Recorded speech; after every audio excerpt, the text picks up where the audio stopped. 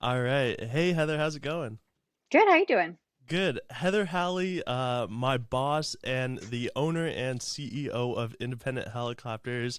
I wanted to bring you on because all month long we've been doing uh, having women on for Women's History Month, but also you've got like a pretty, I would say, impactful and crazy story getting into helicopters. So I kind of want to talk about that. How, what was your life growing up, and how did you eventually kind of lead your way into helicopters? Oh man, these are interesting questions. So I'm the oldest of four, and no one in my family flies at all. So being the oldest of four, I think, kind of makes you a little bit independent and used to doing your own thing, leading the way. Whatever it is that firstborn children typically do. I ended up going to college for biology. I did stem cell research out in California before I found helicopters. And I thought that like I was going to work with animals my entire life. That's what I was like planning on doing. Because again, aviation was not really like a thing for my family or for myself to even think about. So I had gone to school for biology, got my degree, worked in California, and in between there, I had traveled Europe for about 2 months, studied abroad, loved it, and I was like, I can fly myself around. Why would I pay someone else to fly me around? Hence, name independent helicopters. But um, so yeah, so I went and decided I would learn how to fly helicopters, and I moved to California. And I actually was going to do airplanes first. Started at the ground school at the community college because it was free, and for any of the new pilots that are out there, or new CFIs that are out there, we know that like wherever you can save a dime, you're going to save a dime. So free was for me. And I ended up hearing an ad on the radio for a free helicopter ride. And I was like, free's for me. I'm going to go. So I went for my free helicopter ride. They were trying to get new students at the school. And I was hooked instantly. I was like, how do I do this? How do I get student loans? How do I pay for it? I want to come every day. This is all I want to do. And that was sort of how it got started and kind of pulled me away from that stem cell research I was doing and the biology stuff that I was doing, kind of pulled me more in the aviation route. So, Wow, so it like really sucked you in like a black hole because I mean you had a life committed, you really yeah. went to school, you like put hours into it, and then you're like one flight, I'm done, helicopters Yep. it is. Yeah. My mom thought I was crazy. She's like, you're going to kill yourself. It's dangerous. Why would you want to do that? It's so much money. You just got your other degree. Like, don't fly helicopters, basically. And I was like, well, you can either co-sign my loan or not, but this is what I'm doing. So, So, yeah. so where are you originally from? From New York. So I grew up in Niskayuna, which is just outside of Albany, which is kind of why our second location in Saratoga exists, because I figure I have family there. I have a place to stay if I needed it. And we had a demand up there. So that kind of all fell into place. But yeah, Albany, New York, Niskayuna, where it's at. So Albany, New York to California, stem cell research, biology, and then maybe I want to fly planes, and then an ad for helicopter rides, you took it and you went full in. Yeah, yeah, So that's it. And then so I trained in California and then ended up moving to Colorado. So I've been around a little bit. did you get so when you were out in California, did you get all of your ratings there or just your Mm-mm. private? What was the progression of getting your ratings? So I was in San Diego. I got my private and commercial, had started my instrument in between, but then ended up moving to Colorado and finished my instrument CFI and double I in Colorado, which to be honest was probably the best move I could have done because I learned all kinds of things in Colorado that I wouldn't have learned in California. Such as? High density altitude training. So the mountains are totally different in Colorado, obviously. The weather's totally different. And just power management, I think, was a huge thing. And there was a lot of military where we were. We were down in Pueblo, Colorado. I wouldn't suggest going there. It's not a great place, but Yeah. my personal preference anyway. I like everything north and west of Colorado Springs. But Yeah. yeah, it was just, yeah, it was good training. It was really good training. California was awesome because of the Bravo airspace and kind of being in there. And then Colorado for the high DA and mountains. So the infamous question. Well, first off, let me ask, what year or what time period was this? How old were you, and what were the years? I'm sorry to date you. It's okay. It's totally fine. This is one thing that most women don't like to give up is their age and their weight. But as a helicopter pilot, I tend to talk about it all the time. Both of Um, them, huh? Both of them, yeah. So I started flying when I was 22 in California, and that was in 2005. And then finished up in 2007 in Colorado when I became a CFI, and then moved. Literally, I had my check ride June 20. I remember it like it was yesterday. June 27th, 2007. I got my double I, and then July 1st, I was already in New York and working my first job. So Wow, yeah, it's pretty quick progression. So while you were in, well, let me as we were talking about check rides, did you ever fail any check rides? no, mm-mm, Wow, yeah, 5-0. yeah. So, Well, six technically, because I got my ATP oh, and my fixed wing. Yeah, you're fixed wing rated? yeah. So I have my private fixed wing and I'm ATP helicopter. How did so did you get your fixed wing after you got all of your helicopter stuff? Yeah, so But I had flown helicopters for about 13 years when I started flying airplanes. And the reason I started flying airplanes was because my husband had flown airplanes, and I really missed having that opportunity to go other places cheaply by airplane. So that's what I wanted to do. And yeah, got my fixed wing license. And to be honest, haven't really flown much since. yeah, how Yeah. many fixed wing hours do you have at this point? Oh, I think like 45, like nothing at So, all. so right at the minimum and then stop. Yeah. Oh, that's Yeah. pretty cool to say you're dual rated. Yeah. So after you were in college, no, so you came back to New York and started CFIing, and what was that, 2007 ish?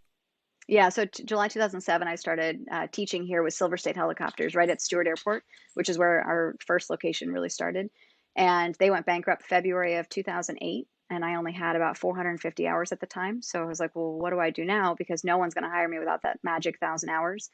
So I had worked for another company in Pennsylvania, a little airport called Cherry Ridge Airport in Pennsylvania. So I worked out there for about 8 months, I guess. Told them in about July of that year that I had wanted to help the bankrupt school students that were kind of abandoned and rent or lease the first helicopter, the little R-22 that was left there, 159 Sierra Hotel, which I still have. And they said, "Yeah, great idea. Give us your resignation letter. We'll be business partners instead of an employee-employer relationship." I was 25, and I was like, "Yeah, sounds like a great idea. I'll totally do that." Sent them my resignation letter. Spent $25 on the DBA. Went down to the county clerk's office and got my DBA. Had no clue what I was doing. Leased the first helicopter. He didn't ask me for any money up front, thank God. And yeah, it was really scary. But that was in September 15th. I tell people is the technical anniversary of the business, but the DBA started in July of 2008. So after Silver State Helicopters went bankrupt and you started teaching, was it just like a couple of the students from that school, or were you immediately busy? I wish I could say I had any students from that school that came to me. So that was my plan. I had told them all that was my plan. This is what I was going to do, how much it was going to be, and none of them came. Not a single one. So I had no students. I had no office. I used to carry around my laptop in a laptop bag and just plop down wherever I could. And I begged, borrowed, and stealed the first few years. But I had one student up in Kingston who ended up prepaying 10 hours of flight time, and that's how I paid for the helicopter the first month was because of one student. And it was a very, very slow start. I was begging people. I can remember November of 2008 being like, "I will give you free flight time if you just come. Like, just come, get in the door, like, start doing stuff. Like, I have to pay for the helicopter anyway. Like, let's just fly." And I couldn't get people in the door. It was really tough. Wow. How much was the rent for the helicopter those first couple months? For the helicopter? Oh, I don't even remember. I mean, I remember the first month was 3,000, so it was probably about that every month.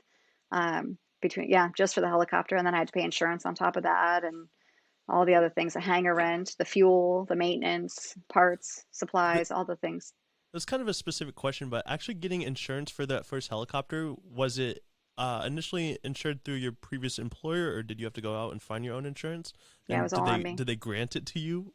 No, God, no, no, no, no. So it was. I had to find it. Actually, Jamie. Actually, he was not my first insured guy.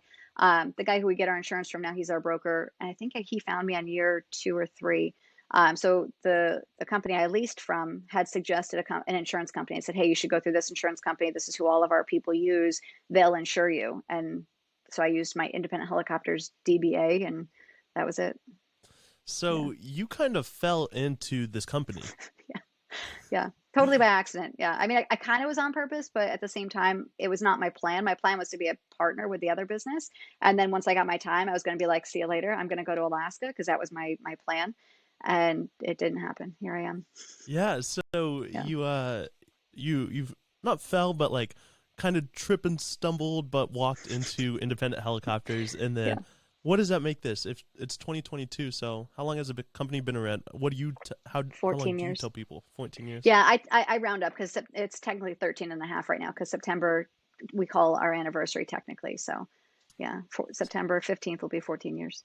So those first few years were difficult, just well, the first couple months were difficult finding students, but what would you say were like your biggest struggles for the first, when you think back to the start of the company, what were your biggest struggles? Marketing is still a struggle because like how do you reach the people that really want to do what you do?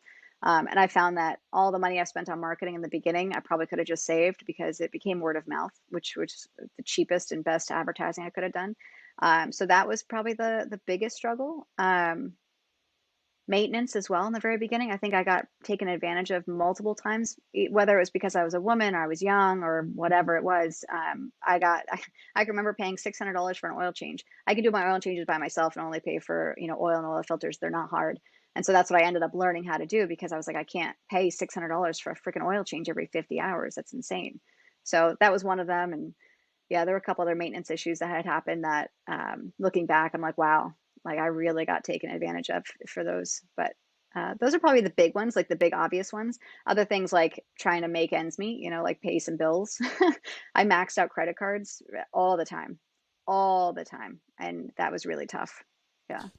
Now, so speaking of it, 13 years later, what would you say, looking back, is like a constant struggle for the business? Is it still marketing and maintenance, or have the problems shifted to something else? Um, they still are kind of those things. They're not nearly as painful as they were back then.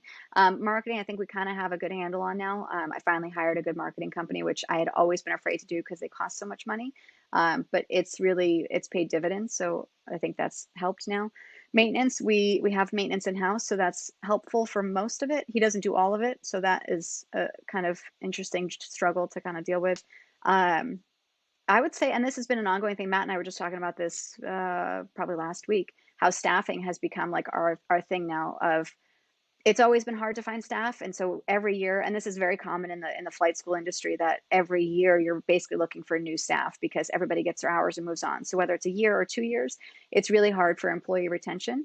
And it's funny when you talk to other business owners that aren't in this field, they just own other businesses. They're like, well, why can't you just offer them X, Y, and Z or this or that? And I'm like, because it doesn't matter what I offer them. They want pilots as people tend to be kind of nomadic, where we want to try new things and experience new places. And we're the adventure type that want to just go out and experience what life has to give it or give us.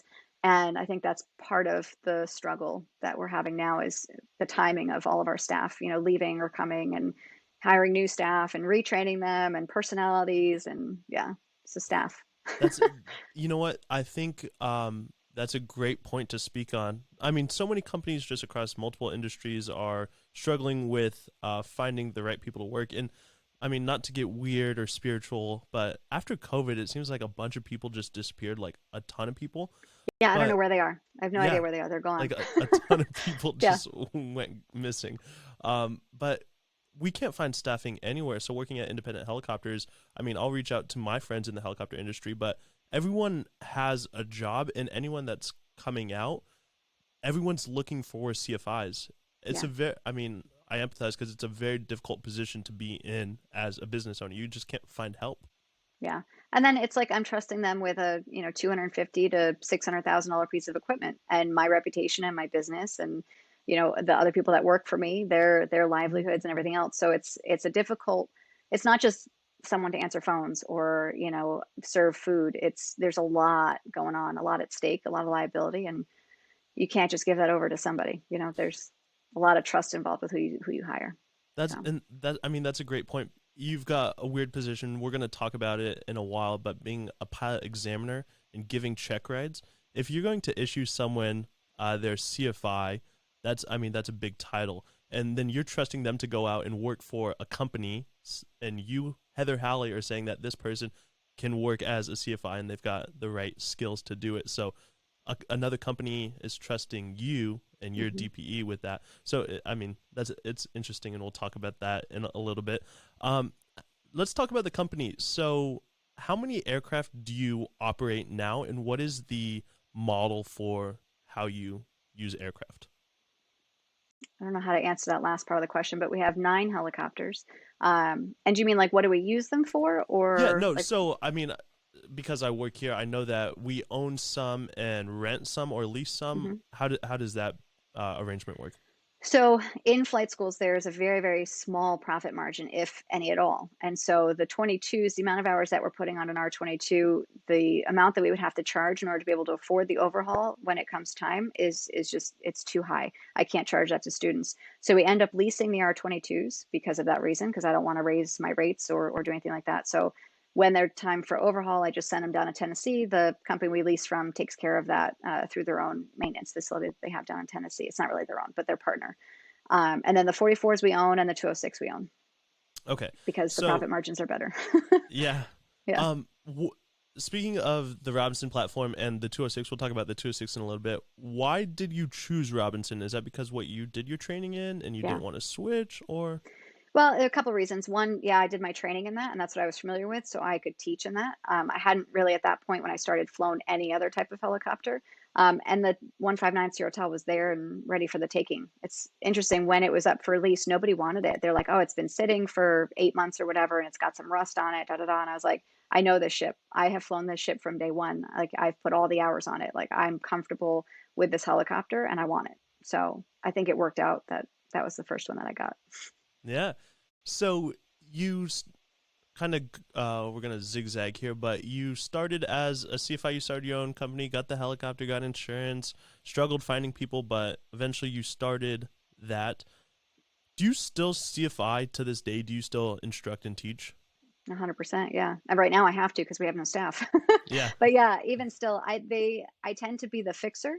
So if someone is struggling with hovering or auto rotations or whatever maneuver it is that they're struggling with, I tend to be the person that comes on when the instructor can't get anywhere with that student anymore, and I fix the student to be able to do those things. So that's like the role that I like to be in, and to do the stage checks and obviously the check rides. I don't I'll be honest, I don't truly enjoy doing primary training anymore. It's a lot of work, and it can be frustrating sometimes to say, left pedal, left pedal, left pedal 500 times and no one listens. But there is some reward to that still too. Like I have, I think, two primary students right now that I'm teaching that I'm their primary instructor. And to watch them get the hover or to get the set down or to get whatever it is very rewarding. And I think that's what keeps me still in instruction because I like seeing people succeed and reach their goals and have that aha moment. It is cool when someone figures out like, oh snap, that's how that works. Hmm. Like Hmm. it's just like, oh, everyone in the helicopter feels cool and it's a good feeling. Yeah. Yeah. So this what'd you say, 158 or 159 Sierra Hotel? 159. Yeah. 159 Sierra Hotel. You All picked our it up. company colors are based on that baby, that Oh, helicopter. really? Yes. Hmm. Gotcha. So you picked it up because no one else wanted it because it had a little bit of rust. And this is kind of going to lead down maintenance, and you got screwed over a couple times at the start for maintenance reasons. You got taken advantage of. Speaking of maintenance, what has gone wrong in your time flying? And let me ask, how many hours do you have flying? Okay, so I stopped logging in 2012. So I keep Excel spreadsheets now. That's when I got my ATP. And so I have roughly 8,000, but I couldn't tell Okay. you an exact number because I don't really look at it anymore. Yeah. So Yeah, of those 8,000, what has gone wrong maintenance wise in the all the things. helicopter? All the things. Literally, it's funny because people are like, "Oh yeah, I don't need to know that emergency procedure." I'm like, "No, no, let me tell you. I've had the oil light come on. I've had the alternator fail. I've had the alternator belt fall off. I've had the clutch fail. I've had an engine failure. I've had what else have I had? I had a bag suck in through the fan in the back. What else? I feel like I had stuck. No, I don't think I had stuck pedal once. All kinds of things. Lots of things. Yeah, Yeah.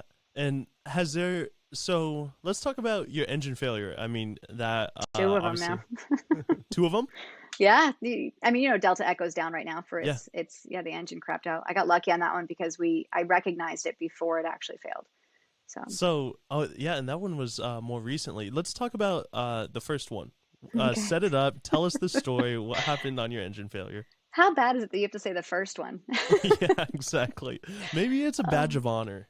oh, I don't know. So I always tell all my students, all my people, it's not if it's going to happen, it's when it's going to happen. So that's how I fly the helicopters. Always, when is something going to fail or not do what it needs to do, not if. And then you're always kind of on your edge and you're ready. But the first engine failure. So we had done rides up in Saratoga for the first part of the day. I don't remember what it was for, and I'd flown the helicopter for probably 3 hours at this point.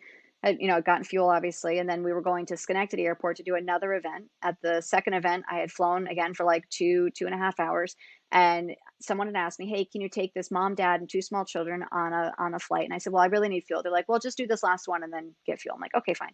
So I take dad's in front, mom and a baby on her lap is sitting behind me, and then another kid kind of diagonal behind me in the 44. And I fly out of Schenectady. I'm about 2 miles out from the airport. Now, remember, I've been flying this helicopter now like 5 hours at this point all day. So I know what my power settings are. I always check my power settings when I bring it to a hover, when I'm straight and level, whatever. It's just something I always do. So I'm 2 miles out, 2.5 miles out, and I look down and I'm like, I'm pulling like 23 inches of manifold right now. That's weird. I don't know why that is. Like it should be 21 at this point. So I lower the collective, I raise the collective, cyclic, I'm moving the controls. Nothing really changes. I'm like, yeah, I don't really like that. I don't feel comfortable. I'm going to turn this around. So I tell them, hey, sorry guys, we have to go back. Whatever the reason was I gave them. So we turn around, we go back towards the airport. Now I haven't said anything to ATC. I haven't told my passengers anything, and I'm watching the manifold creep up and up and up. And now I'm thinking, well, I've had the manifold pressure line have a hole in it before, and it just reads ambient pressure. So maybe that's what's going on because there's no roughness on the engine, no temperatures on the gauges. I'm like, maybe it's just the tube itself has a hole in it for some odd reason. I don't know, or something's become loose. So I'm like, okay, it's still running, keep flying. So as I'm flying back, I'm flying over fields and parking lots and anywhere that I think I might be able to put it down. Heaven forbid anything should happen. Now, after the fact, the FAA has yelled at me for that because they said I should have landed and lived, right? I should just put the helicopter down and figure it out on the ground. They're absolutely right. At the time, I didn't think it was a big deal. I thought, again, it was just my manifold pressure line. So I kept flying. So I get all the way back to the airport. I'm like, let me fly down the taxiway again, just in case, like not down the runway, because now my manifold pressure is at like 25 inches instead of, 21 where it should be, or even the 23 that it was before.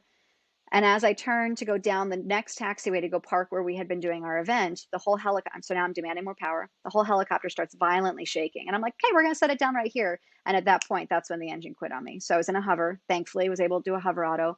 I said, sorry, guys, you're going to have to walk. They're like, okay, yeah, great. Best helicopter ride we've ever been on. I'm like, yep, okay. So I just sit there. Now the helicopter's winding down, right? Because the engine killed itself. So everything is just spooling down now at this point. They're walking away. My staff comes out to me and they're like, what are you doing? Like, why are you here? I'm like, engine just died. I can't fly it anymore. They're like, no, it didn't. It's totally fine. Because again, if you look at the helicopter, nothing's wrong with it. There's no smoke. There's no oil. Nothing was really wrong on the gauges. It just quit. So I'm like, except for the manifold, obviously.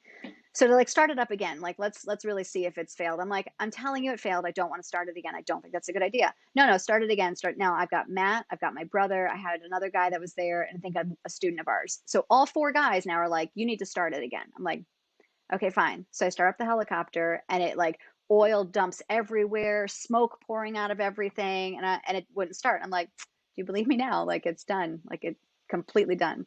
Yeah.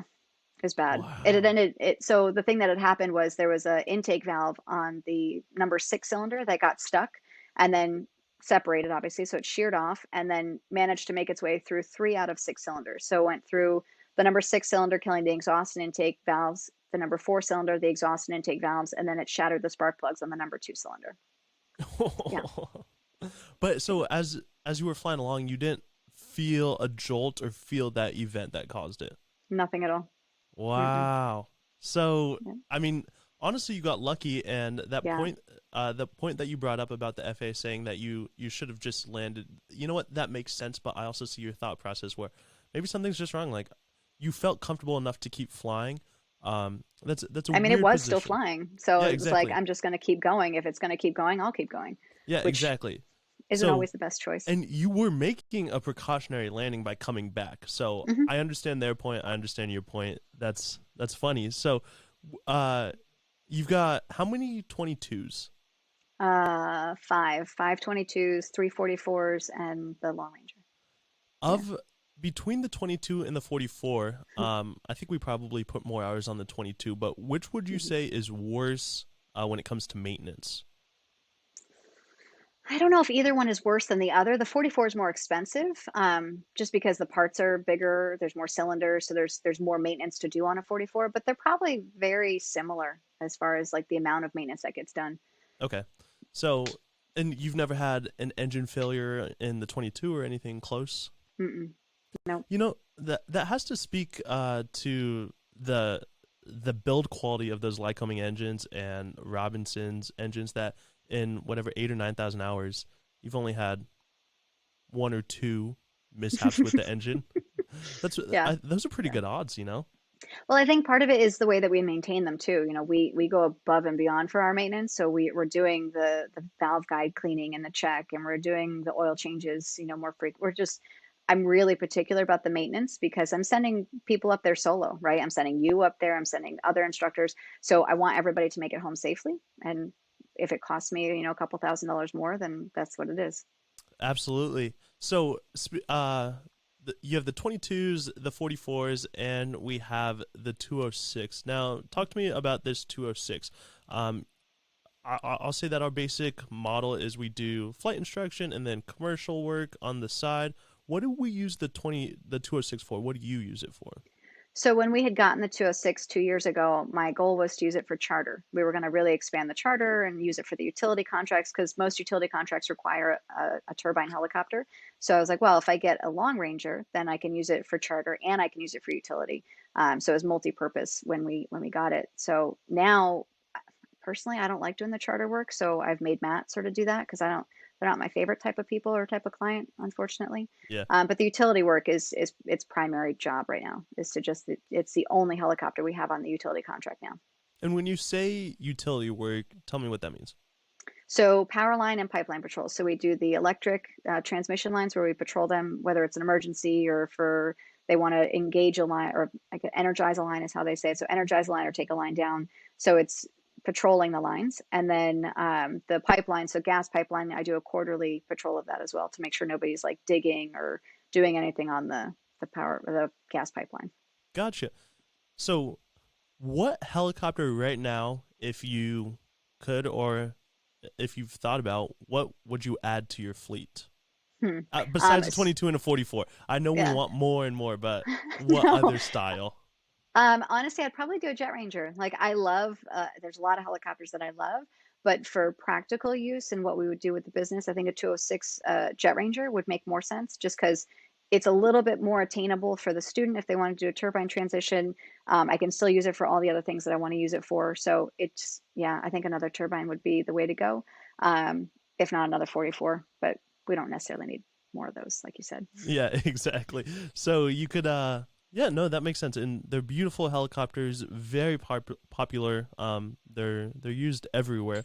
Let's talk about when you started the business, you were out of Stewart Airport. What were your accommodations there? Where was the office? I know I I didn't say have one. accommodations. I didn't have one. So when I first started, I think I paid $100 a month for rent and I had no office. It was just for the hangar. And I would literally show up with my laptop bag and I would like either sit right there in the lobby and do ground with my student, or I would go into like a back pilot lounge and do ground with my student there. That was probably the first year, maybe 6 months of the business. And then I moved into a little small, they still have my sticker on the window, but I moved into a very small office with blue paneling on the walls. And I remember, so Silver State, when they left, because they were at that location, they had left all their furniture. So I asked if I could use the desks that were from Silver State and just put one in my office. And thankfully they had said yes. So I got a free desk to put in my office. And it was just, yeah, slowly acquiring furniture and computers and doing all the things. Yeah. Yeah. I think the So most furniture and stuff I got was when we actually moved from our first location at Stewart to Atlantic, which was our second location at Stewart. Yeah, so the first 3 years was pretty rough with the blue paneling, and then we yeah, moved to a so nicer. but you know what? If you would have had a nice office, you wouldn't have nearly as many memories as you do with the blue paneling small All my office. money would have gone into the nice office, honestly, instead of where it Exactly. needed to go. Yeah. So while you were at Atlantic, did you had kind of an office to work out of? Yeah, so Signature, which is now, it was Pacific Aviation at the time. I worked there, I had a nice office there, and then I had actually asked to expand in the office that I had there. I said, hey, I want, this little office that's sort of in between. I can use it for filing, et cetera, et cetera. I put the simulator in there. That's what I want. And the woman who was running the FBO at the time, she said to me, and I'll never forget it. She's like, well, you'll never be able to find another place like this for the price that you're paying. And I was like, challenge accepted. Cool. So I went to Atlantic and I said, hey, how much would you charge me for rent? And they were literally over 3 times more than what I was paying. And I was like, well, I can't afford that. Like, thanks, but no thanks. I'll just stay where I'm at. Maybe she's right. So I waited 3 months and didn't say anything to Atlantic. And they came back to me and they said, well, how much would you want to pay? And so I said at the time, I was paying 800 at what's now Signature before I left. And I said I think it started at $1,000 with Atlantic when I moved in there. And I had one small office again. And then I slowly built to 3 offices at Atlantic with our hangar. And then, yeah, from there, actually, if I keep going with the story, I had asked them for more space and I was going to bring more helicopters on. And we had to renew our lease for our certifications that we have, the 141. And they said, yeah, we actually want you to drop down to one office and two helicopters. And I was like, that doesn't work for me. That's not where my business plan is going. So I have to figure out something. And I told them, I said, you have to give me time to find another place to go because I don't know where I'm going to be able to find a place. And they said, well, you really have to hurry. I said, well, it would be really bad for you to kick out a woman-owned business that helps veterans. So we should probably just wait. Yeah. Yeah. And they Yeah. did, thankfully. They waited, and I was month to month until we ended up building our heliport up at what is now Empire Heliport, also at Stewart. Yeah, so let's talk about that. How did the process go? And if you're watching the video version, I'll throw up a picture of the heliport right Yeah. now. Beautiful job. It's Thank gorgeous. you. How From did my brain to fruition. yeah, how did the process? Well, it sounds like it kind of came out of necessity, but how did that Yeah. building come about? So, yeah, out of necessity to build, we had looked at Orange County Airport 'cause that's where we do most of our training, and we had looked at Dutchess County Airport, and we had looked at Stewart, and to get land. So none of them had buildings that I could actually just jump into and go from. I would have had to build anywhere I went. So Orange County, it would have been a land lease, and then they would have owned the building, and I would have eventually leased the building. Stewart, same thing. Dutchess County, same thing. And I was like, well, that's not a good business move to lease land and then build a building with my own money and then not be able to have equity and actually own that building. That doesn't make any sense. So Stewart thankfully had about 200 acres of land that they hadn't built on in about 20 years. It was owned by the town. And I went to the town and I said, this is what I'd like to do. And they said, okay, cool. Here's the process. Here, we'll appraise it. This is how much it's going to cost, yada, yada. So initially it wasn't that bad once I had decided where I was going to be, because I knew exactly out of that 200 acres, which spot I wanted, which is where we are now. And it is surrounded by power lines, but every spot was surrounded by power lines. This one is nice because we can actually be on top of the hill. So it's above them, above most of them. Um, Once we started building and I had actually found a contractor and everything, that's when it got really, really bad. Really bad. Yeah, talk to me Um, about that. oh man. So I had started and I was going to do an SBA loan, ended up not doing that, went through the bank that we use all the time. But I started with $500,000 was my budget. And the contractor was like, well, that's going to be tight, but we'll do our best. And I was like, okay, great, no problem. Trusted him, totally fine. He came well recommended for one of my friends. And I was like, great. So $500,000 quickly turned into $1 million, quickly turned into $2 million.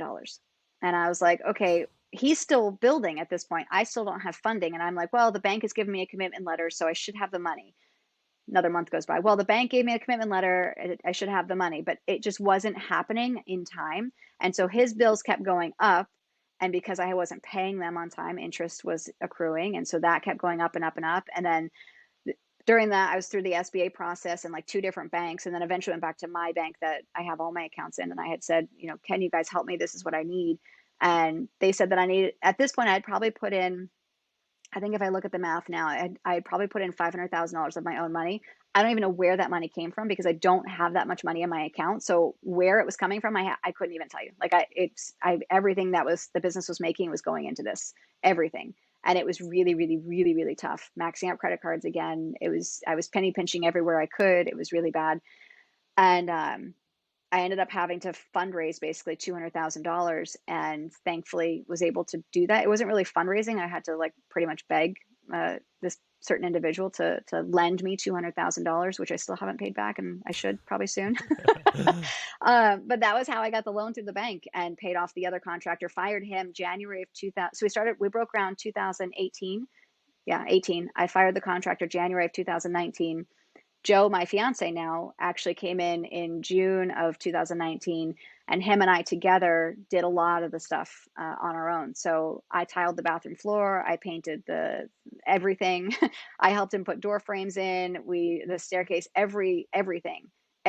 I have some small personal hand in doing in that building. So yeah, so June of 2020, we ended up getting our certificate of occupancy, and that was when we moved in. I technically moved in May, but yeah, all during COVID. Damn. Because add Wow. COVID to the mix too, because things weren't bad enough. Yeah, I cried on a daily basis. It was so bad. I was so stressed out. Now, Yeah. let me ask you this. I mean, I don't want to put any, I'm not trying to throw blame, but we're going to throw some blame. What were your undersights, and how much of this can you put onto the contractor for the failure or I the will say building that expenses shooting? all of it is my undersight, to be perfectly honest. I had no clue what I was doing, and I thought that I could trust the contractor and that he would guide me through the process because he knew that I had no clue what I was doing. But instead of guiding me through the process, I really feel like he took advantage of it. And when Joe sat in on a couple of the meetings with him in the beginning, before I had fired him, he would tell me afterwards, he's like, why is he showing you like lighting samples? You don't even have a building yet. Like, what are you doing? Like, and Joe's a contractor, so he had done all this stuff before. So he knew like the sequence of events and how it should play out and how much things really cost. And so when he looked at it, he's like, what are you doing? And I'm like, I don't know. I'm trusting this person to kind of help me out. I don't like now that you're here, like I trust you, you can help me, but I don't know any better.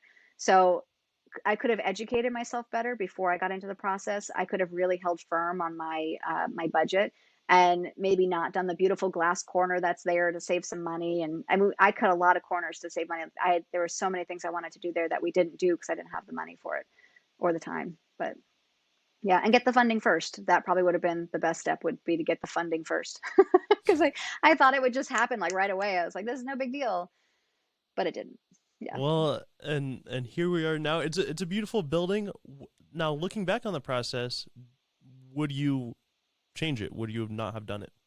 No, absolutely. I love the building. I think it's the Okay. best investment ever. Like, well, I don't say best investment because the sim was probably our best investment ever, but um, yeah, it's nice being in control and having our own place and like no one else is there, no one's just touching things. It's just, I don't know, it's way better than our shared hangar that we had. It's more expensive, don't get me wrong, but to be in control of it and from a business standpoint, it's an asset, right? So it's I'm not paying someone else now. It's like owning your own house versus renting an apartment, right? You're building equity.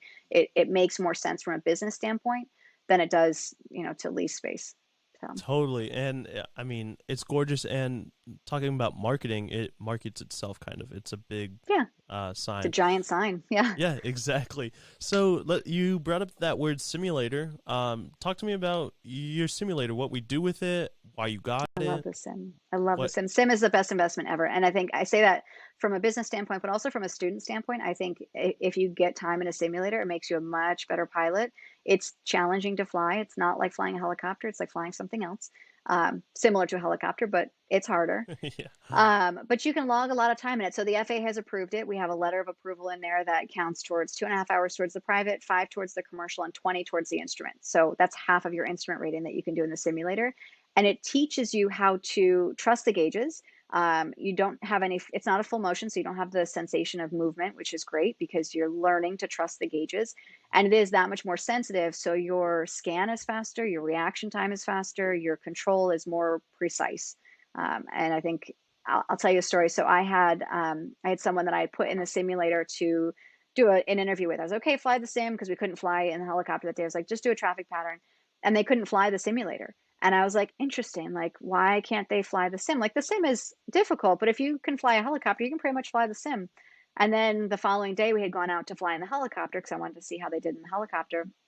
And it was very obvious that what I saw in the simulator directly translated to the helicopter. And I was like, I'm glad I didn't hire this person because that Really? was bad. Yeah.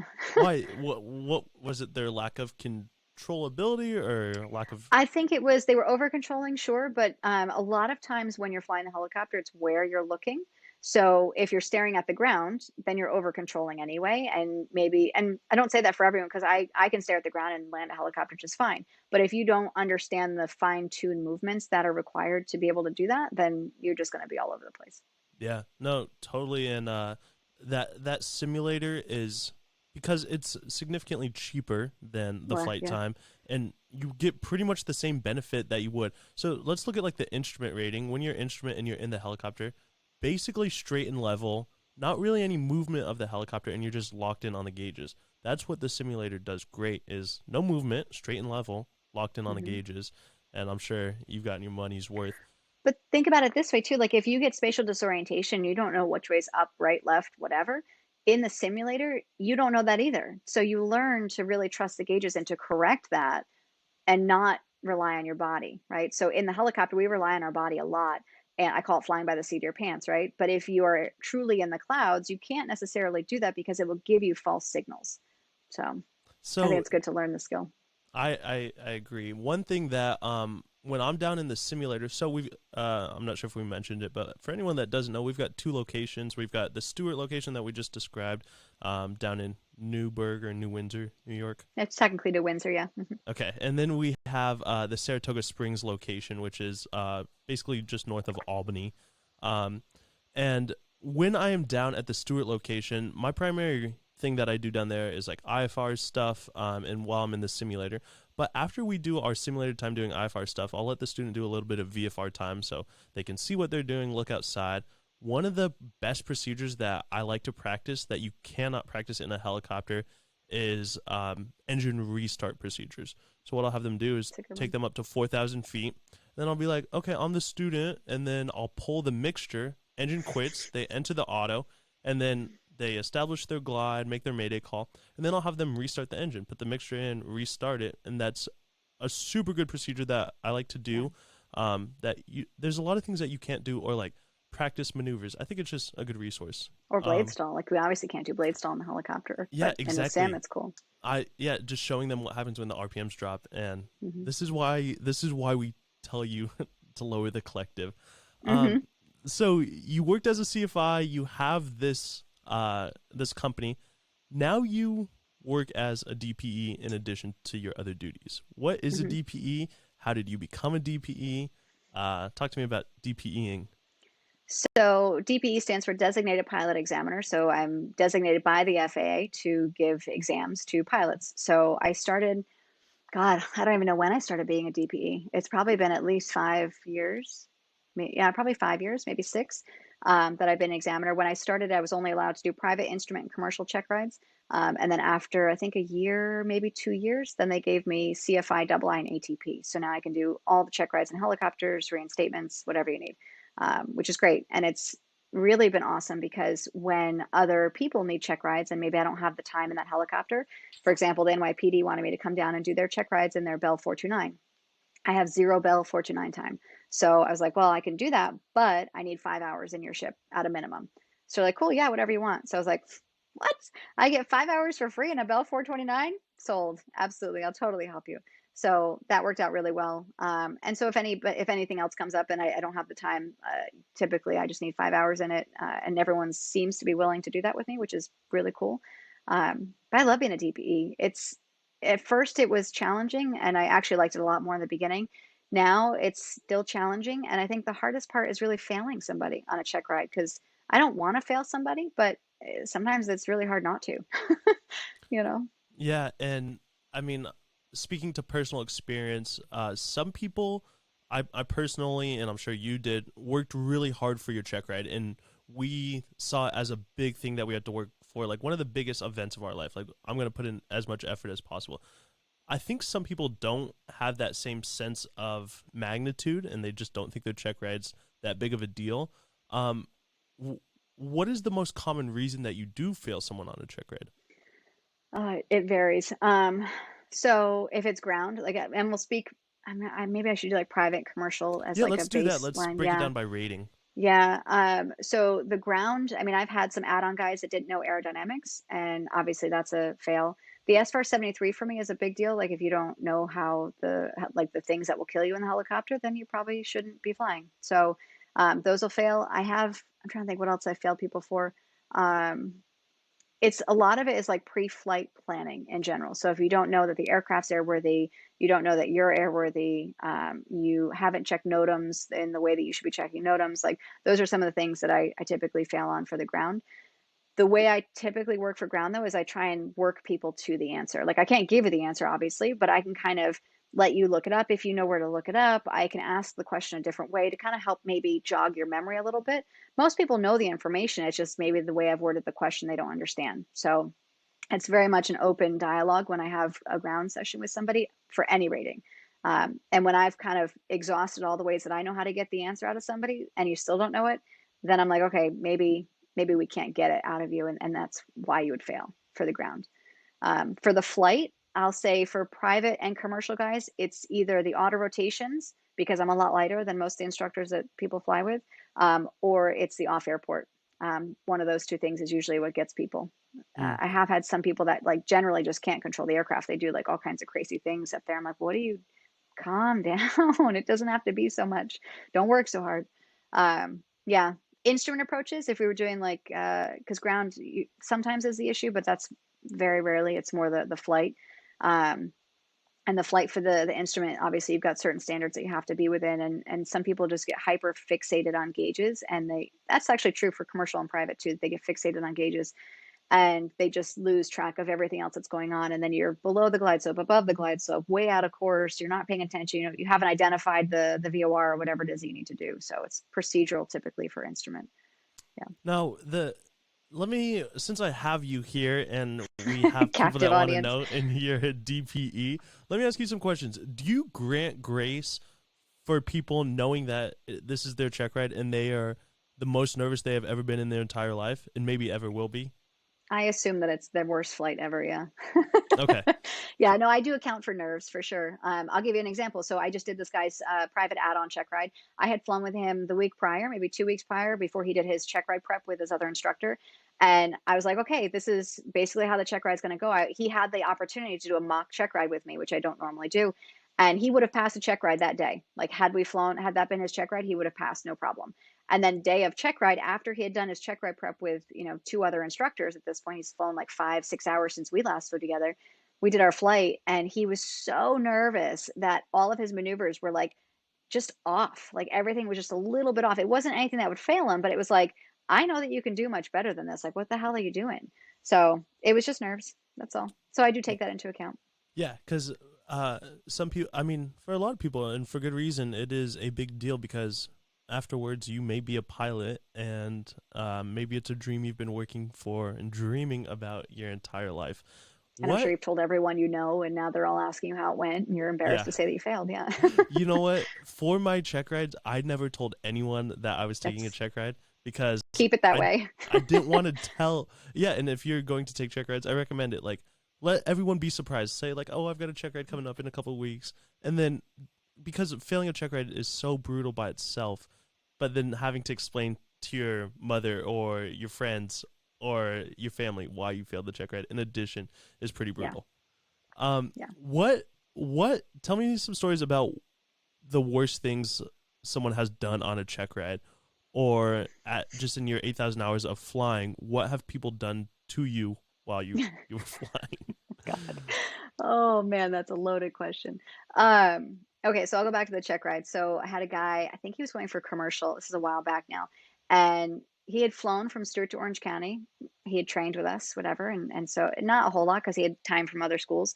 And so check ride day, I'm like, okay, we're gonna go to Orange County and just set me up for a normal approach. That's all I say. I don't tell them what runway to use. They have to figure out the weather. They have to pick their own runway. They have to enter the pattern. They have to do all the things, right? So I'm just sitting there and I'm watching him fly, and I'm like, is he gonna make a call? No radio call. Now he makes a radio call. He says he's gonna do whatever for runway 26, right? And I'm like, okay, he chose the right runway. Keep going. We are literally like half a mile south of the airport. He's not on the downwind. He hasn't made another radio call. I'm like, cool. Does he see the airport? Like, what's he gonna do? And so I ask him, like, where are you going? Like, what are you doing? He's like, oh, I'm gonna, do traffic for 26. I'm like, okay. Now I can't say anything. I can't do anything. It's the most frustrating thing as an examiner is that I can't do anything to help this person. And so he starts flying. He flies directly over the airport, starts entering traffic for runway 22. There are people landing on runway 4. So now he's opposing traffic and he's still calling it runway 26. And I'm like, oh my God, I can't, I don't even know what to do. So at this point now, I obviously take the controls and I go, where were you going to go? And he's like, well, runway 22. And I'm like, or 26. And I'm like, that's not like, what number is on the runway? You're looking right at it. And you have an airplane coming right at you. Like, what are you doing? And he didn't understand the brevity of the situation. He had no clue what he had really done wrong. I was like, we're going back, like done. That's, yeah. I've had people bust airspace. I've had people throttle chop me. I've had people forget to roll the throttle back on in an auto rotation. I've had people almost put me into dynamic rollover. I've had people land with tailwinds on off airports, really pushing in approaches, all kinds of silly things. Yeah. Yeah. I guess like while you're in there, you're pretty much acting as we do as instructors, but you Not can't even. really I'm the talk or first help. passenger. I'm like their Yeah. first passenger because I can't even do anything. I have to pretend like I know nothing and I'm just like there for the ride. I'm conducting it, obviously, because I'm telling them where to go, but I can't do anything. It's sitting on my hands and I'm like, ugh, because I'm an instructor by heart. And so it's hard because that instructor comes out and you're like, I wanna, but you can't. You're not allowed to. So it's tough. Now, so I have to ask you this. Explain to me uh, the thought process in how it is not a conflict of interest to be a DPE for a company that you work. So my students, like I'll train them, get them ready for the check ride, then I will send them to you, who owns this company, and they've been paying you money. Hmm. How does I've that never work? thought about it that way. It's not really, well, yeah, a lot of schools do that where they have an examiner on staff, Mm-hmm. or if you're 141, you have, the examining authority. So a lot of schools do that. And I don't actually see it as a conflict. I see it as a benefit because before I was an examiner, I used to have to train these people, then fly them sometimes really far away, like either Philadelphia, Farmingdale, Connecticut, wherever the examiner was. And so the student would have to pay for that time to go to the examiner. And then, if they failed, we'd have to fly back home and then they'd have to do it again after they've been retrained. So it cost them more money in the long run to be able to go to a different examiner. Whereas having me on staff, they have the benefit of knowing me, which should take some of the nerves away, although it doesn't seem to at all. And it should be cheaper for them because they're doing it at a place that they're comfortable. They are flying aircraft they've always flown in, at an airport they've always flown at, usually. And they know me. So I see it as more of a benefit, not a conflict. The rule for the FAA is I just can't do the check ride prep. So I can train somebody and then I can't do the last 3 hours. They have to do that with somebody else, and that other person has to sign them off. So that's the rule. Gotcha. Now, Yeah. and actually, as you were speaking that, I'll just bring up a contrary point. So I said, how is it not a conflict of interest? But then again, you could also argue that it's a detriment to the student because let's say if I'm a student of independent helicopters and you're the DPE, you could just fail me and cause me to do recurrent training, get more money out of me, and then pay an additional check ride cost. So it could be It both. could. I have seen that happen at certain schools. So yeah. Yeah. Now, as a DPE, you are so ATP is a very high rating, but they typically work on the pilot side. As a DPE, you're like the epitome of where you can go in aviation. I think, Yeah. I within can't the really go anywhere FAA else. world. Yeah. Who trains the DPE? Because I mean, I'm not trying to accuse you, but you're not Yeah, no, always no. perfect. Who gives you training? So the FAA initially, so the way it used to work, it's very different now because everything's gone virtual. But the way it used to work was you would have to apply to the National Examiners Board with your qualifications. Then the local FISDO would say they have a need for you. Then they would send you down to Oklahoma. So you would do an online school or online ground program with a test first to be qualified, then go to Oklahoma and sit there for 5 days and basically get trained by them to be a DPE. They would have you get into small groups and examine each other, so that way they see you, doing mock check rides with other examiners, and they videotape you and then they like critique you and do all these things. It's changed now, so all of that is done virtually, which I'm not really a huge fan of. I really think you've lost something when you don't do it face to face with other people. There's something to be gained there. But they do it all virtually now, and then you become an examiner. When you come back to your local FISDO, then your local FAA guy comes and sits with you and observes you doing your first check ride. Then every year after that, they come and they fly with you and you do a mock check ride with them and they observe you giving a check ride every year. So, Yeah. and I have to pay for that. So they don't do it for free. So every time I get observed or I have to do something with the FAA, I have to pay for that. So we charge check ride fees because it costs us money to be examiners. Mm-hmm. Yeah. Speaking of that, I think my private was maybe $500 or $600. Mm-hmm. CFI was 700, Mm-hmm. and then yeah, so either like 500 for private and commercial, 700 for like my instructor things. How do you set your rates? Does the FAA choose your rates or do you choose your rates? They let us choose our rates, but I tend to I don't know if I'm on the lower side or average because my rates are exactly what you're saying. So it's 500 for private, 600 for commercial and instrument, 700 for CFI and double I, and then 800 for ATP. And if you're not a student of ours using your own helicopter, I tack on another $50 because I'm flying in a different helicopter. I'm not Plus making the that much. rental of the helicopter. Yeah, yeah, yeah. So it's 500 plus the 400 an hour or whatever it is. Yeah, depending on what you're flying. But yeah, So I would actually try and bill it per hour, right? So if I think my hourly rate, if I'm charging $100 an hour, right, then the check ride should last about 4 or 5 hours. Or if I'm charging $150 an hour for my time, etc., which I think is pretty cheap when you think about the experience level and what we had to go through to get to where I am. It's not bad. But I also remember being a poor student, so I don't want to take anybody for a ride. no, you know what? I have never thought about a DPE setting up their check ride as a per hour rate because it is about like 4 or 5 hours of work. Mm-hmm. The ground, the pre setup, and then the flight and the post flight and all the paperwork. It's about 4 or 5 hours. And if you're paying $500, that's only $100 per hour, which I actually would argue is quite low for a DP. I mean, Yeah. just the same point you just made, but it's And think low. about a CFI ride. The CFI ride, I mean, mine is average 4 hours of ground plus, an hour and a half flight and the debrief and everything else in between and the paperwork. And if the paperwork isn't right, then you're spending more time on paperwork on the back end. And yeah, so So if someone fails their private, what is your recharge rate? it depends. So if you're a student of mine, I don't recharge. There's no extra money for that other than the rental of the aircraft. If you're not a student of mine, it's typically $150 an hour. Okay. So back to the business. Where do you? So here we are at Stewart. You've got the heliport. We've got the Saratoga location. Where do you want to see yourself in 2027? I guess you know what. Let's say 27. 2030. That's 8 years from now. 2030. Oh Yeah, man, that's a long time. it is. Retired? Does that count? Yeah, so it's funny because I've learned the hard way to not share all my secrets. So I tend to keep what I want to do next more or less private. But I would love to have somewhere down south. I don't know where yet down south. I don't particularly like the winters. I find it to be difficult for the business and for me. Every year I hate the winters more and more.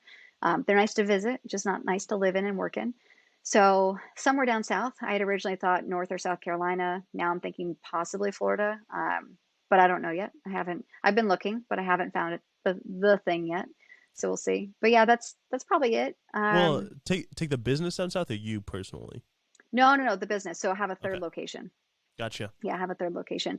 I had thought about expanding our commercial operations and our utility stuff as well, and that's where the Jet Ranger would come in. So there's kind of either one or the other or both are thoughts in my brain right now. I had a 10-year plan that I hit at about 13 years, and I hadn't really thought about anything past that because I figured Yeah, those were huge goals that I wouldn't ever attain, and I got them. So now I'm like, now what? yeah, exactly. Yeah. Yeah. So I mean, let me ask you this: when you eventually do decide to retire, which for Heather Halley, that's not in your vocabulary, but if you do No. decide to do that, you think you would keep the business, or would you ever consider selling it? I'd probably consider selling it to the right person. I mean, it is me, you know what I mean? It's very much my personality. It's my child, for lack of a better way to describe it. It's everything. It's my entire world. And so if I were ever going to sell it, it would have to go to the right person.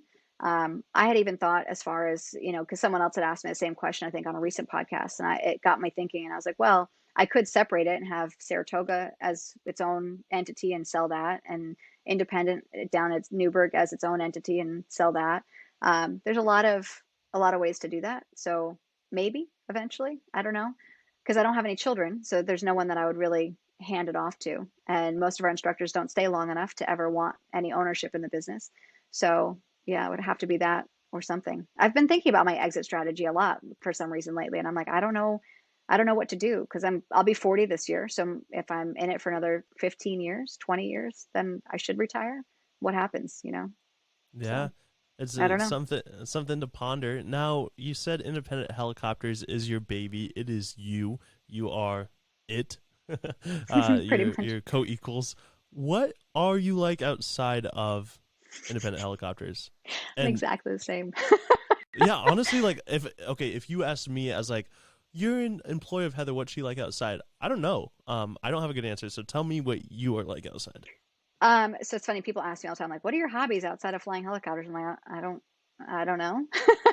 Like this is my whole life. So, I mean, I like to paint. I like to sculpt. I have a ton of my own artwork at the house.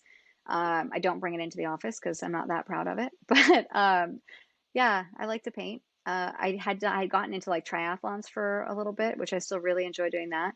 Um, but that's it. Like I'm very driven and I am very independent. So like poor Joe, when he first met me, I didn't realize just how independent I was. Like I'm very independent. And when anybody tries to kind of squash that, I'm like, yeah, nope, that's not going to work for me. Like I need to be able to do what I want to do, when I want to do it, how I want to do it. Yeah. And if you can't get along with that, see ya. Bye. But So I don't know. I'm fun. I'm kind. I'm generous. I like to have fun. I just don't go wild and crazy. Yeah. it, and I think aviation is one of those fields. A lot, doctors. I mean, just lots of fields, but it's very hard to separate ourselves because we do love it. It's our Yeah. jobs, it's our business, but we love what we do because we like when we're scrolling on Instagram. I'm not sure a lawyer is looking at lawyer stuff. I don't know. Oh, but helicopter pilots are definitely looking at aviation stuff. Like Yeah, that's all my exactly. feed is. Yeah, Yeah. exactly. We're always looking at the cool stuff. So I want to talk about your backstory. Um, you previously had a husband, correct? Previously, yes. That sounds horrible to say it that way, Sorry, but I'm so yeah, yeah. sorry. No, I uh, was married before. Yeah, and I am engaged again, which oh, I never thought would happen, congratulations. but yes. Can you speak to your husband and how you met him Yeah. and your story So with him? yeah, so Marius, his full name was Cyprian Marius Ivashku, and he was when I met him, he was a skydiver. That's how we met. I was flying out of Cobalt Airport doing they did Friday night accuracy jumps, and so I had been asked to come and give helicopter rides there. And again, I'm very business oriented, very straight. Like I'm like this is always business, right? So I'm just very serious, I guess. And he said, okay, well, we need to talk about the event that we're going to do every Friday and make sure that you don't hit us and we don't hit you and da da da. And I was like, okay, sure, whatever. He's like, so I'm going to come over on whatever night it was, and we'll hash out how we're going to market it and what we're going to do, what our plan is. I'm like, okay, again, all business. So he shows up at my house the first time. Now he's from Romania. He's not a U.S. citizen. He was Romanian. He had his green card from skydiving. Um, my tall, dark, and handsome. And he shows up at my house with a bottle of wine, tiramisu, sushi, flowers, and a toy for my dog. And I Oh honestly my didn't care about anything but the toy for my dog. I was like, okay, oh, that's great. Yeah, whatever. Everybody does that. Like, thanks for the toy, like, whatever. So the toy, though, I was like, wow, he actually put thought into that and really cares about like something other than me. Right. I was like, okay, that's kind of interesting. But I was still business. So he pursued me for probably 2 months, maybe 3 months before I finally was like, okay, fine, I'll date you. Because I didn't want to. I was like, I don't know. I wasn't into him at the time. And I just, it was business. I didn't want to. So we finally started dating. We were together for, God, that was probably 2.5 years before we got married. And I had told him previously, I was like, 3 years is my rule. We have to be together 3 years before we get married. Like all my relationships end at 3 years. Like if you can make it past 3 years, then we'll get married. And at 6 months, I was like, nope, that's it. This is it. Like, can we get married already? Like I knew. And God. yeah, and he knew. Like we were. That was it. We were done. And so he made me wait 2.5 years to get married. I was like, okay, fine. So yeah, yeah, payback. So we got married 2013. Actually, if you go to YouTube and you look up aviation wedding, I think it's all one word. Our wedding video is on there. So we did it at the old Rhinebeck Aerodrome, which is near and dear to my heart. And we flew in. I flew in with the helicopter and all the girls. We got married, and then he put his skydive rig on, and him and I left. I had my little bomber jacket on, my wedding dress on, and I had to fly barefoot because my heels kept getting stuck in the carpet. And we flew over, and he skydived out, and I chased him down to the ground with the helicopter. So we put on a little show for our wedding.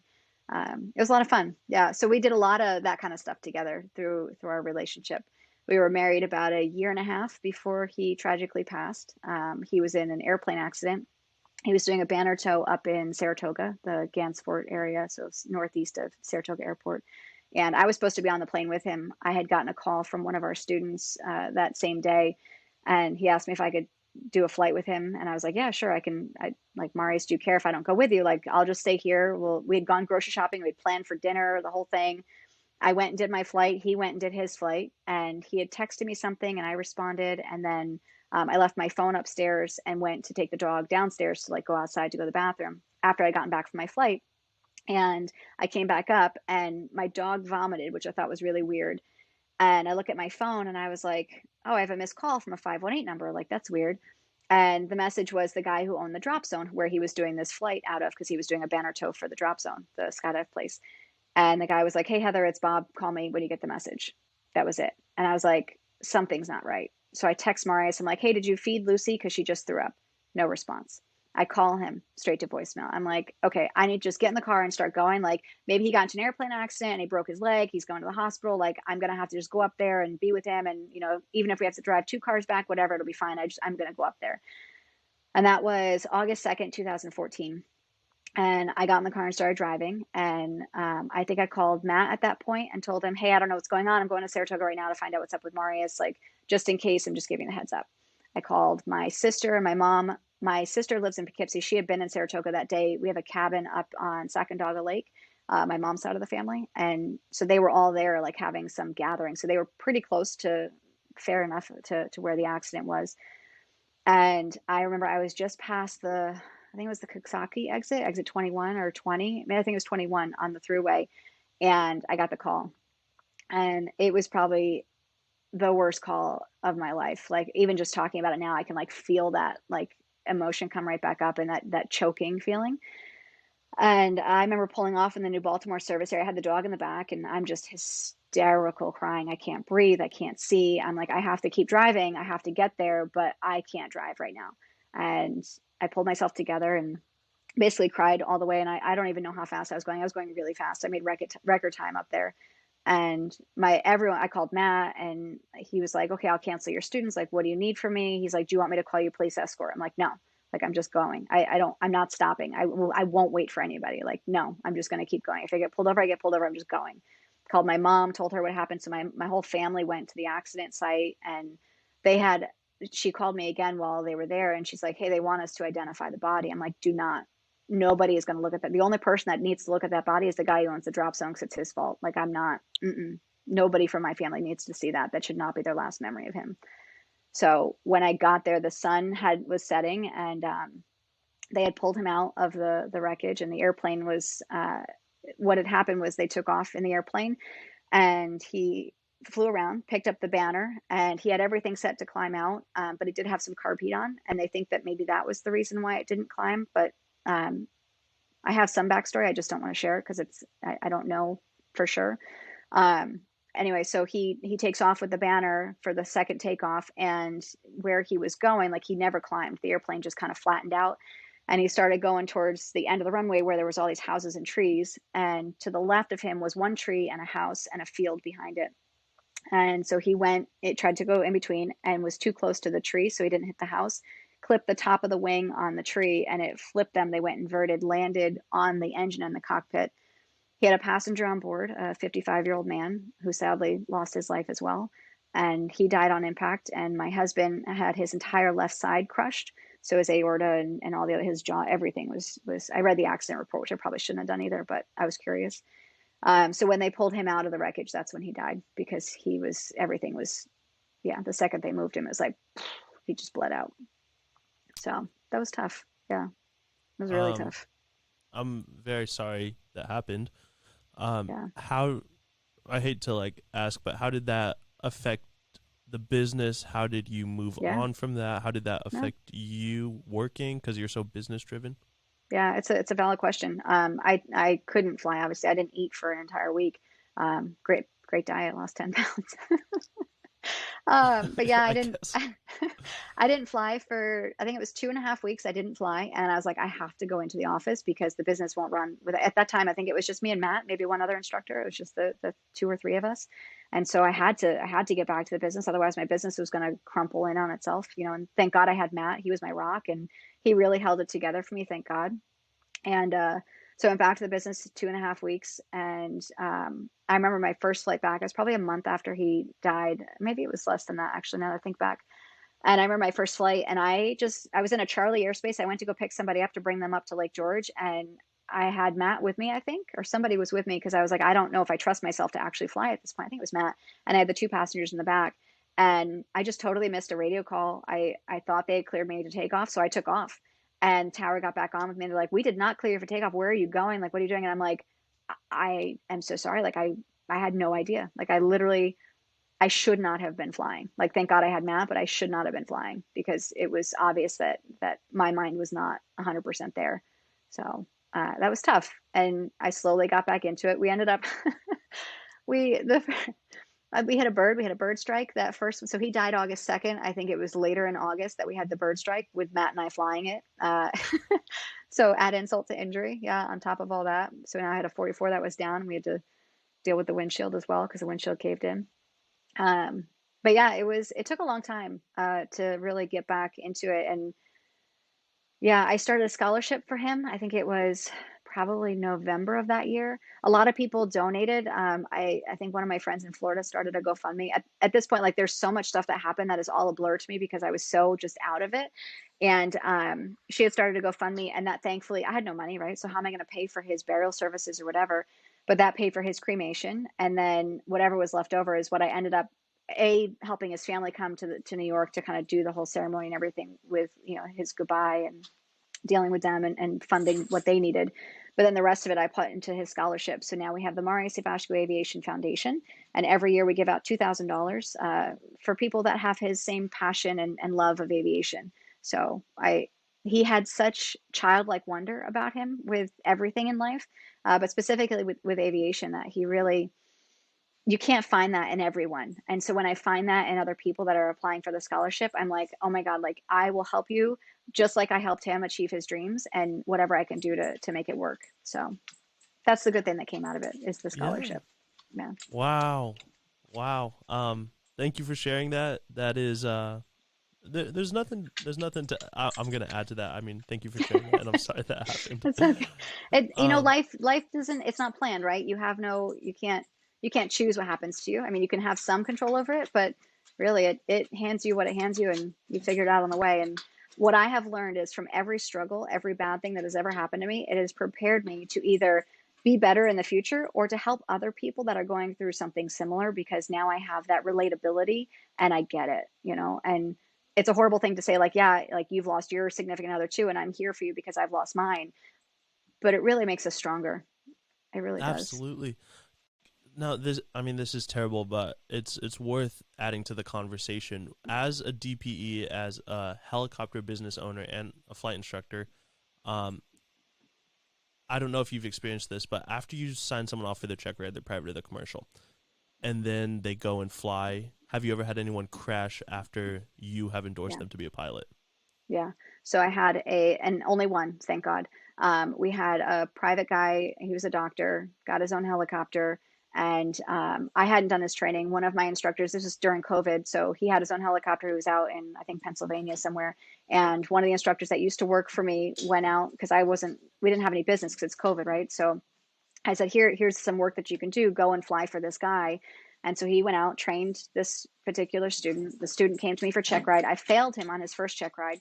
So he comes back for a retest, passes.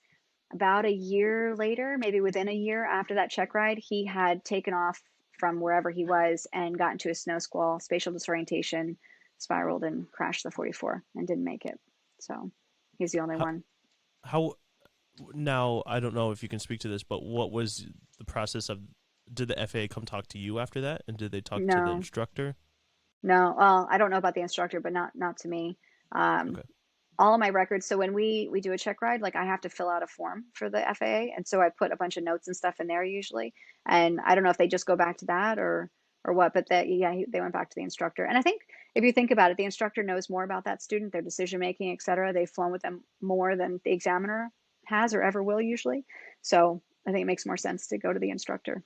Yeah. Now, I want to, as we finish up here, I want to ask you a couple things. We're on the DPE thing. What do you wish applicants knew about you, or about the DPE mindset, maybe to ease their concerns Yeah, no, or that's their a good question. fears? That's a Um, really good question. So when I start a check ride, I always tell them I don't want to fail them, right? Like I'm going to try and make it as relaxed as I possibly can. And it's really like I'm their first passenger, right? So although I'm giving the check ride and I am evaluating them, it's just another flight. It's just another sitting down having a conversation. And I'm really not looking to be the bad guy. Like I really want to help them succeed. And if they can go in with that mindset of this is another learning experience, even though I'm not allowed to teach, but they think of it as a learning experience, I think it will relax them a little bit more than maybe they are. I think everybody's going to have nerves, period, because you're still being evaluated. But if you understand it as it's a learning experience more so than an exam, it's a little softer. yeah, yeah, no, exactly. It's a great learning experience, and actually, as much as I hate check rides, I have never had a higher high than you do after you pass a check ride. Yeah. There is not. I'm not sure if there's a better feeling in the world than passing something you have worked so hard on. Now, speaking, I think one of the final questions I'll ask you here is, what would? No, I've got one more after this. What do you wish you knew 20 years ago? So Heather that got her. I don't know. Let's go back to like biology, Heather, in college in San Diego. What would you tell her if Oh, you could tell her anything? What would you sit down and share? nobody gives a shit. I cared so much about other people's opinions and what other people are doing. Nobody gives a shit. We're all in our own worlds. Like, just do you. Yeah. That's probably the best piece of advice I could give her. Yeah, because I really cared way too much, and I was definitely a people pleaser. Not that I'm not still now, because I am a little bit. It's a hard habit to break, but nobody gives a shit, really. Yeah. Well, Excuse and my foul language. no, please. One thing, yeah. One thing that I'm realizing as I get into this business and as I get older is everyone is so concerned about themselves that no one cares about another person. Like because Yeah. we're obviously we're selfish people because we have to be. No one cares about you, Yeah. right? I mean, if you can think about like how maybe someone else is receiving you, like that is super helpful because then you can gear your conversation or your tone or how you present things to how that person might receive you. It makes the conversation go a little easier. Um, but yeah, most people are, I mean, listen, we all see the world through our own lens, right? So, yeah. That's exactly it. Now, final question: what is your favorite helicopter? Okay, so I have several answers. Okay.